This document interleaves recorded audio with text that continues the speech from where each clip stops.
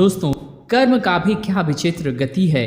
कोई एक कुत्ता होकर भी मुक्ति को प्राप्त होता है और दूसरा साधु और संत होकर भी कुत्ता बन जाता है। कब, कैसे और क्यों किसी का जन्म कुत्ते योनि में होता है, यह जानने के लिए वीडियो में अंत तक हमारे साथ बने रहें। मित्रों, संस्कार टीवी हिंदी चैनल पर आप सभी का स्वागत है। दोस्तों, आनंद रामायण के अनुसार एक समय श्री राम अपनी सभा में विराजमान थे। उसी समय एक कुत्ते की जोर जोर से रोने की आवाजें सुनाई पड़ी। तब श्री राम अपने पहरेदारों से बोले, बाहर एक कुत्ता क्यों रो रहा है। राम की इस आज्ञा को सुनते ही वह पहरेदार शीघ्रता से उस कुत्ते की ओर दौड़कर गया और वह वहां से उसे भगा दिया। जब दूसरे दिन सभा लगी और उसी कुत्ते की रोने की आवाज फिर से सुनाई पड़ी तो फिर से पहरेदारों ने उसे वहां से भगा दिया। इसी प्रकार जब तीसरे दिन सभा लगी और फिर वही कुत्ते की रोने की आवाज सुनाई पड़ी, तब राम ने लक्ष्मण से कहा, 3 दिन हो गए, यह कुत्ता यहाँ आकर क्यों रोता है। तुम उसे मेरे समक्ष बुलाकर लाओ। लक्ष्मण जी ने दूतों को कहा, सादर सहित उस कुत्ते को सभा में ले आओ। दूतों ने उस कुत्ते के पास जाकर कहा, अरे श्वान, आज तेरा भाग्य जागा है कि स्वयं श्री राम ने तुम्हें अपने दरबार में बुलाया है। अब तुम शीघ्रता से राजसभा में चलो।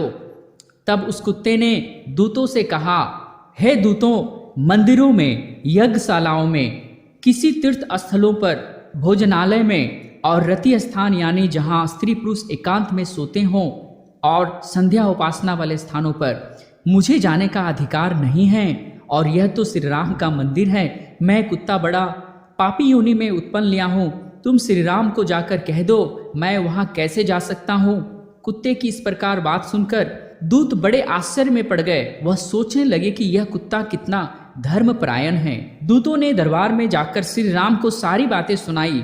कुत्ते की इस बात को सुनकर श्री राम मुस्कुराए और कहा, अच्छी बात है, जाओ मेरी चरण पादुका ले आओ। एक दूत ने उनकी चरण पादुका ले आया।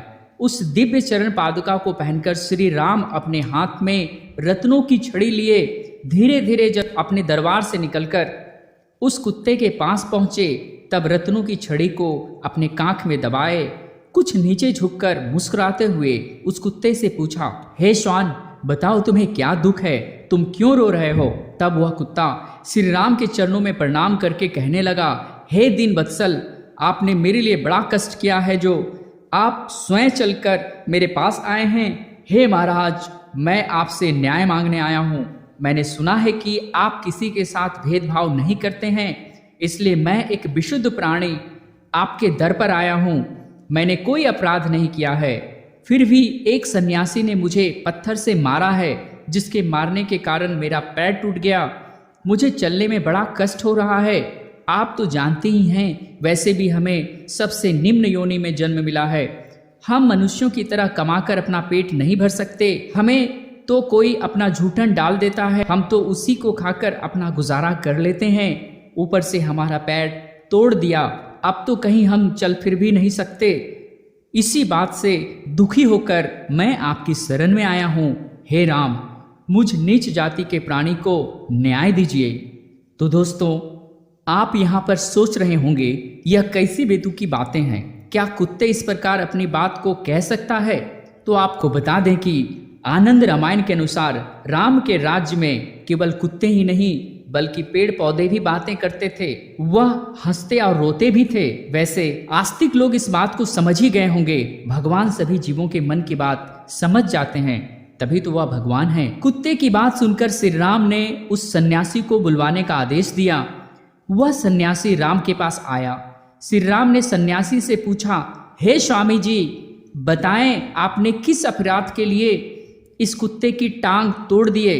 तब श्री राम के वचन सुनकर सन्यासी बोला, हे राम, मैं भिक्षा हेतु भ्रमण कर रहा था, तो उसी समय मार्ग में इसने मेरे भिक्षा अन्न को छू लिया और मैं भूखा रह गया। दोपहर का समय हो रहा था, मुझे जोरों की भूख लगी थी और मेरा गला भी सूखने लगा था, इसलिए क्रोधवश इसे भयभीत करने के लिए मैंने पत्थर के टुकड़े उठाकर मारा जो इसके पैर में जा लगा। हो सकता है इसका पैर टूट गया हो। अब इसमें मेरी क्या गलती है। दोस्तों, उस सन्यासी का पक्ष सुनकर श्री राम ने कहा, हे स्वामी जी, आपको मालूम होना चाहिए यह ज्ञान विहीन पशु है। यदि इसने अपना भक्ष पदार्थ देखकर आपको छू दिया हो तो इसमें इसका कोई दोष नहीं समझता। यह तो इसकी स्वाभाविक प्रवृत्ति है, इसलिए आप ही इसके अपराधी हैं। यदि आपको भूख लगी थी तो भूख तो इस कुत्ते को भी लगी थी।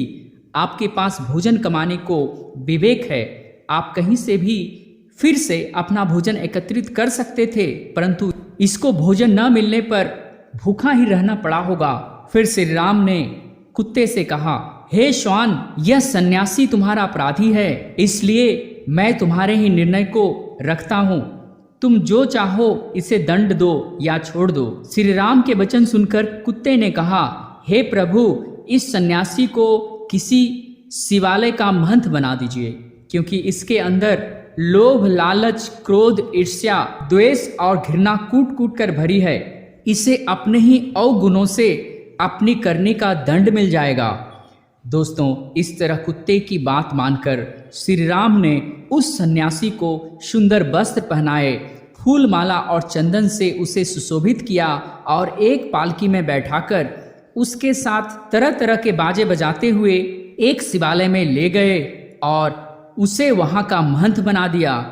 मित्रों, उस समय अज्ञानवश वह सन्यासी बहुत प्रसन्न होते हुए अपना भाग उदय समझ रहा था। इधर ऐसी न्याय व्यवस्था को देख कुछ लोग बड़े विस्मय में पड़ गए।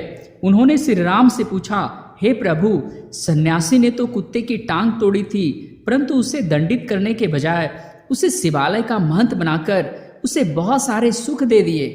इस गूढ़ रहस्य को हम समझ नहीं पाए, इसका क्या अर्थ है?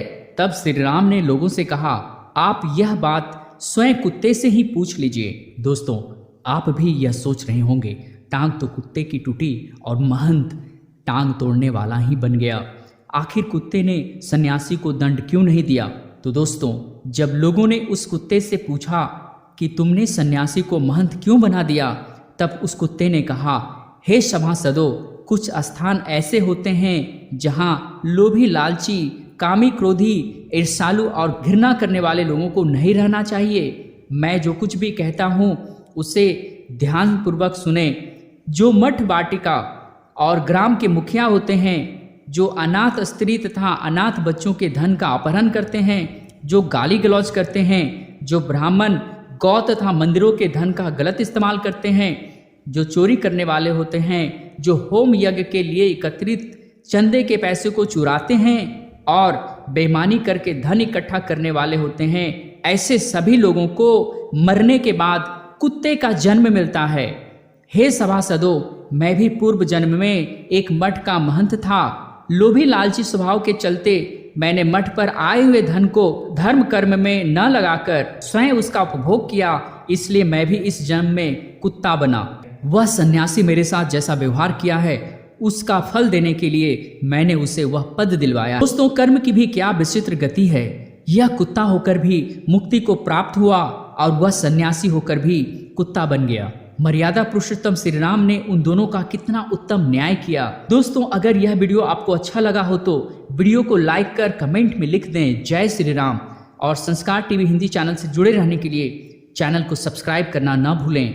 वीडियो को अंत तक देखने के लिए आप सभी को हृदय से धन्यवाद। मित्रों, आपसे जल्द मिलते हैं एक और ज्ञानवर्धक वीडियो के साथ। जय श्री कृष्णा, राधे राधे।